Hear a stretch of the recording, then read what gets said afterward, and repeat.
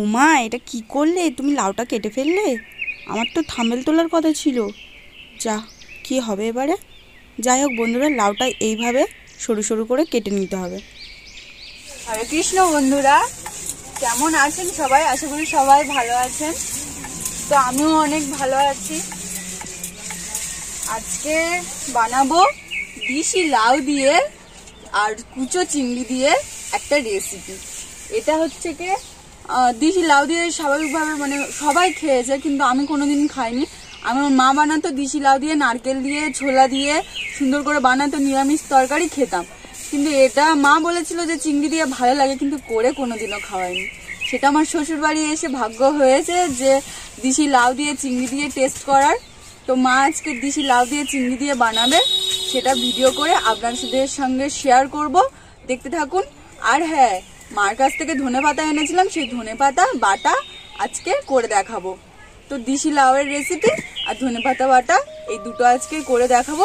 তো বেশি না কথা বাড়িয়ে ভিডিওটা এখানেই স্টার্ট করছি, সবাই স্টেপ বাই স্টেপ দেখতে থাকুন। তো ধনেপাতা বাটার সঙ্গে আরো একটা রান্না আছে, চন্দনা ইলিশের ঝাল।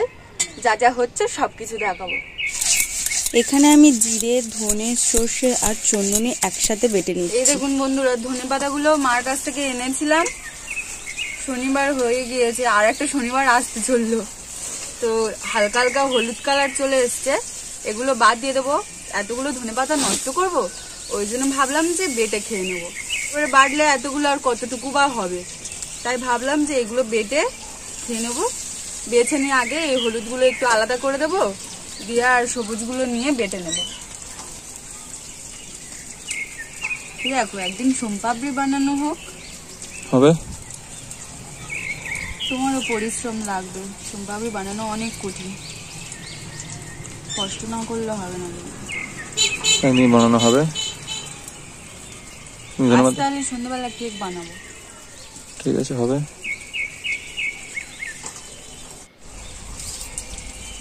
তুমি তাহলে ময়দার ডিমটা এনে দিও দোকান থেকে। হ্যাঁ, এনে দেবো, তাড়াতাড়ি এনে দিও, কিন্তু বেলা থাকতে করে নেবো। বন্ধুরা, আরেকটা কথা বলতে আমি ভুলে গিয়েছিলাম, আমরা আরেকটা চ্যানেল খুলেছি। চ্যানেলটার দিন হচ্ছে গিয়ে একদিন, মানে আগের দিন খুলেছি। আজকে আপনাদের কাছে বলে দিচ্ছি, চ্যানেলের নাম হচ্ছে ইটস অর্পিতা সায়ন্তর ব্লগ। সারাদিন আমরা কি করি না করি সেটাই ওখানে তুলে ধরি। তার সঙ্গে সঙ্গে আমাদের রান্নার ভিডিও ওইখানেও পেয়ে যাবেন, মানে টুকটাক পাবেন, পুরোটা পাবেন না। রান্নার ভিডিও পুরোটা স্টেপ বাই স্টেপ আমার চ্যানেলেই পাবেন। এবারে ওখানে যদি আপনাদের ইচ্ছা হয় যে আমাদের ব্লগ দেখবেন, তো আপনারা দেখতে পারেন। আর এটুকু বলবো যে পাশে থাকুন, সঙ্গে থাকুন। আপনারা ছাড়া আমরা কিছুই নয়, আপনারা যদি পাশে থাকেন তবেই আমরা উঠতে পারবো। এইটুকুই। ধনেপাতাগুলো সব বেছে নিয়েছি, দেখুন ধোয়াও হয়ে গিয়েছে। এবার এটা বেটে নেব। চন্দনা ইলিশ মাছগুলো ভালো করে কেটে পরিষ্কার করে ধুয়ে নুন, হলুদ, লঙ্কা গুঁড়ো মাখিয়ে নিয়েছি। আজ আমরা রান্না করব 3 মুখো উনুনে। দুদিকে দুটো কড়া বসিয়ে দিয়েছি, আর ওইদিকে হাঁড়িটা বসিয়ে দিয়েছি। দুটো কড়াই তেল দিয়ে দিয়েছি। তেলটা গরম হয়ে গেলেই 5 ফোড়ন আর শুকনো লঙ্কা ফেলে দিতে হবে। তার উপরে কেটে রাখা লাউগুলো দিয়ে দেব। লাউগুলোর সাথে আমি দুটো আলু ছোট ছোট করে কেটে দিয়ে দিয়েছিলাম। কিছুটা দিয়ে নেড়ে নিয়ে আবার দিয়ে দেবো। পালং শাক দিয়েও নাকি ভালো লাগে, কিন্তু কোনোদিন খাইনি। পালং শাক দিয়ে ভালো লাগে? এই যে মা সকালবেলা লাউ কাটছিল, তখন একটা মামি এসে বলেছিল যে এই লাউটা পালং শাক দিয়েও ভালো লাগে, কিন্তু আমি কোনোদিন পালং শাক দিয়ে খাইনি। মা বলে পালং শাক থেকে এটা বেশি ভালো লাগে, তো এটাই করে খাওয়াচ্ছে। এইদিকে তেলটা গরম হয়ে গিয়েছিল, তাই মাছগুলো একে একে ছেড়ে দেবো। একটা করে ব্যাচ ভেজে নেব। প্রথমে 3টে দিয়েছি, তারপরে আবার 3টে দিয়ে দেবো। ওইদিকে দেখুন লাউগুলো থেকে জল ছেড়ে এসছে, সেটা একটু নেড়ে দিই। একটু কাছ থেকেই দেখিয়ে দিলাম কতটা জল ছেড়েছে। এইদিকে চিংড়িগুলোকে নুন হলুদ মাখিয়ে নেব। তারপরে মাছগুলো দেখছি 1 পিঠ হয়ে গিয়েছে, উল্টে দিই। মাছগুলোকে এপিট ওপিট করে বেশ ভালো করেই ভেজে নেব।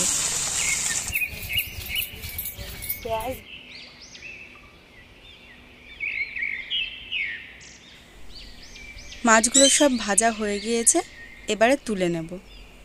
তারপরে পরের ব্যাচের মাছগুলো ছেড়ে দেবো একে একে। এইদিকে ততক্ষণ ঝালের জন্য বেগুনগুলো সরু সরু করে কেটে নিচ্ছি। মাছগুলো ভাজা হয়ে গেলে তুলে নিয়ে বাটির মধ্যে তেলগুলো ঢেলে দিয়েছিলাম। অল্প সামান্য তেল রেখে তার মধ্যে নুন হলুদ মাখানো চিংড়িগুলো দিয়ে ভেজে নেব। আমার মা বলে চিংড়ি বেশি ভাজলে নাকি তরকারির স্বাদ হয় না, তাই মার কথা অনুযায়ী হালকা করে ভেজে চিংড়িগুলো তুলে নেব। দেখুন চিংড়িগুলো একদম হালকা করে ভেজে নিয়েছি।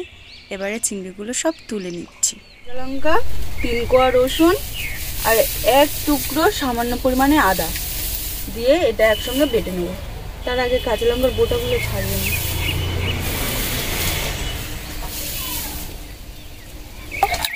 এবারে এই কটা বেটে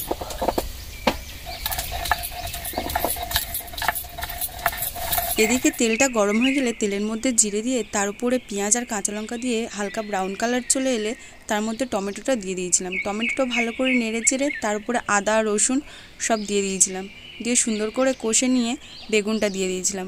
এবারে বেগুনের সঙ্গে সব মশলাগুলো ভালো করে কষিয়ে নিয়েছিলাম। নিয়ে বেগুনটা ভাজা হয়ে এসছে, তখন হলুদ আর লঙ্কার গুঁড়ো আর লবণ দিয়ে দিয়েছিলাম। দিয়ে এবারে ভালো করে কষিয়ে নিয়ে জল ঢেলে দিয়েছিলাম। এবারে জলটা ফুটুক, ততক্ষণ একটু ঢাকনা দিয়ে দিই।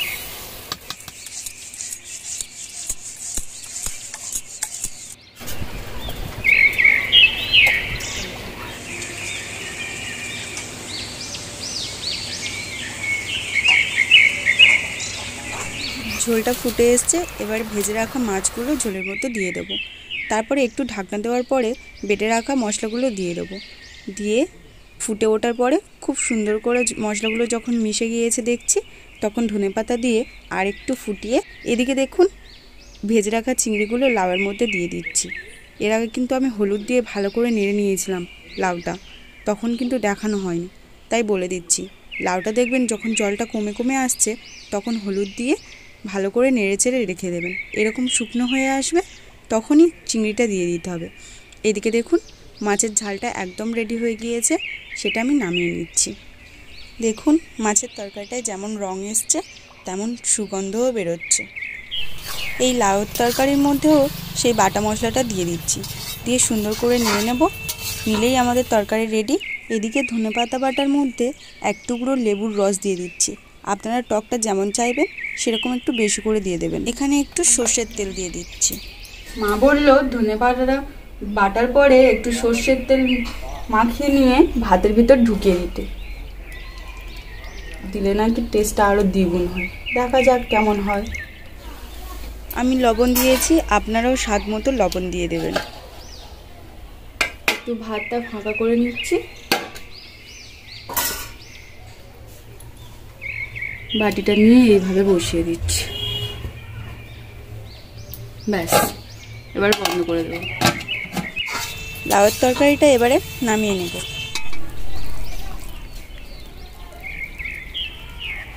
ধন্যবাদ বাটা খেতে কি এখন কেমন হয়েছে? খুবই সুন্দর হয়েছে। লবণটা কম দিয়েছে, লবণ দিলে ভালো লাগবে।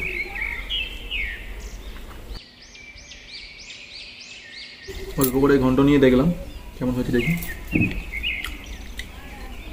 কি বলো বন্ধুরা। এটা এত সুন্দর হয়েছে, এটা দিয়ে পুরো ভাত খাওয়া যাবে। খুবই সুন্দর হয়েছে।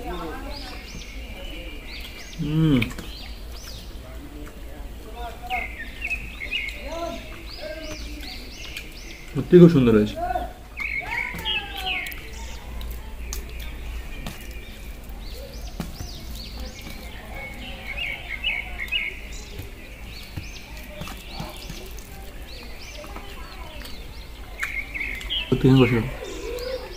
মনে শরীরটা খুব ভালো হয়েছে। তারপর আস্তে আস্তে খাই, আপনাদের দেখানোর জন্যই তাড়াতাড়ি খেতে হলো।